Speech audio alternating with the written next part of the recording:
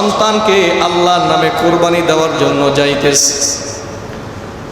হযরত ইব্রাহিম আলাইহিস সালাম যখন এই কথা বললেন, শয়তান ডাক দিয়ে কয়, ইব্রাহিম তুমি কি পাগল হয়ে গেছো? কি নাকি যাতা স্বপ্ন দেখছো, এটা কি সত্য করতে হবে?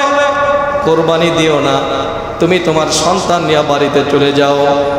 ইব্রাহিম নবী কয়, শয়তান তুই এখান থেকে দূর হয়ে যা। আল্লাহু আকবার। শয়তানকে দূর করে দিলেন ইব্রাহিম নবী। শয়তান এবার ইব্রাহিম নবীকে 3 জায়গায় পথ আটকাইছে। ইব্রাহিম নবী শয়তানের গায়ে পাথর মারছে। আল্লাহু আকবার।